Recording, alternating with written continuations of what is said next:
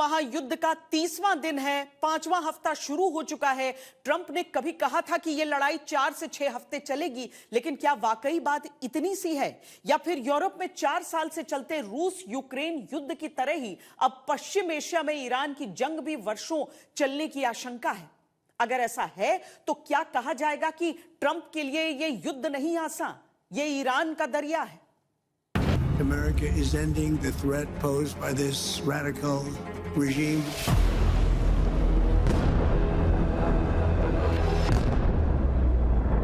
Decimating Iran's capabilities with Operation Epic Fury, something that nobody's ever seen.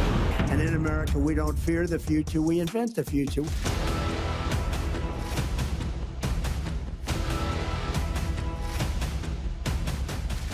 भविष्य निर्माण की बात करते अमेरिकी राष्ट्रपति के लिए 30 दिन बाद भी ईरान युद्ध वो भंवर बना हुआ है, जिससे निकलने की हर कोशिश ट्रंप को लड़ाई के दरिया में और उलझाती जा रही है।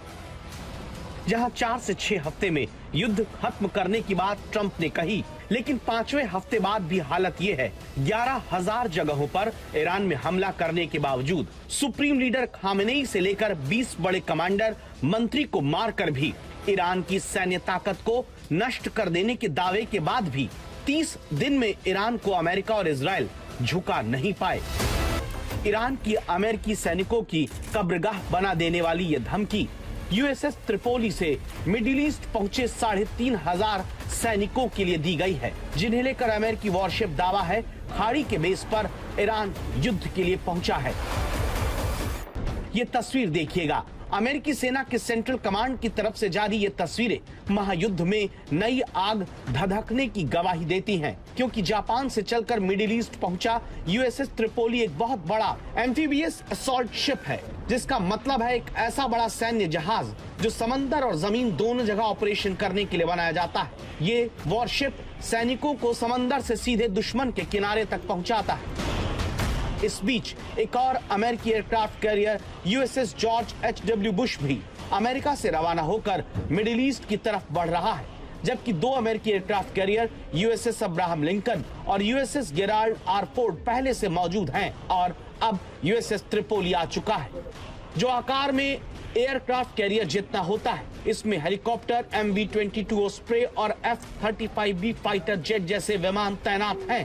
तो क्या अमेरिका अब ईरान में आगे चलने वाले जमीनी ऑपरेशन की तैयारी के लिए अपने जवानों को उतारना शुरू कर चुका है? अमेरिका जब कुछ दिन तक जमीनी हमले करके ईरान को लंबे समय तक हर तरह की सैन्य ताकत से दूर कर देना चाहता है, तो इसकी वजह देखते जाइए। यूएस सेंट्रल कमांड जब ईरानी वेसल को नष्ट करने का वीडियो जारी करके ये दिखाता है कि वो ईरान को नुकसान पहुंचा रहा है, तभी ध्यान से इन तस्वीरों को देखना जरूरी हो जाता है। ये सऊदी अरब में ईरान की तरफ से प्रिंस सुल्तान एयरबेस को निशाना बनाए जाने का वीडियो है। सामने आई तस्वीरों से ऐसा दावा किया जाता है कि एक अमेरिकी E-3 अवॉक्स विमान को नुकसान पहुंचा है। E-3 एक उड़ता हुआ रडार और हवाई कमांड सेंटर है, जो खतरों पर नजर रखता है और अमेरिकी हवाई ऑपरेशंस को निर्देशित करता है। ये $500 मिलियन का बताया जाता है, जो पूरी तरह नष्ट होने का दावा है। दावा यह भी कि खाड़ी में 6 E-3 विमान तैनात किए गए, जो कि पूरे बेड़े का लगभग 40% हिस्सा है। एक भी विमान के नष्ट हो जाने से युद्ध में मदद देने वाले हवाई रडार कवरेज का एक बड़ा हिस्सा खत्म हो जाता है। चूंकि इसका रडार सैकड़ों किलोमीटर दूर से विमान, मिसाइल और ड्रोन का पता लगा सकता है, इसीलिए कहा जा रहा है कि ईरान ने बड़ा नुकसान अमेरिका का किया है। लेकिन बात केवल इतनी नहीं, कुवैत इंटरनेशनल एयरपोर्ट पर धधकती इस आग को देखिए, जहां फ्यूल टैंक्स पर ईरान का ड्रोन गिरता है। आग को काबू करने में कुवैत की फोर्स जुट जाती है, लेकिन अमेरिका की चिंता यह है कि एक तरफ 30 दिन बाद भी वो ईरान को बड़े और सटीक हमले करने से रोकने में पूरी तरह कामयाब नहीं हो पाया, दूसरी तरफ युद्ध में उतरने से लेकर दूसरे अन्य मुद्दों पर भी अमेरिका के ही तमाम शहरों में प्रदर्शन ट्रंप के खिलाफ होने लगा। जहां नो किंग्स रैलियों में हजारों प्रदर्शनकारी जुटते हैं, ट्रंप की गिरफ्तारी से लेकर तुरंत पद से हटाने तक की मांग करते हैं।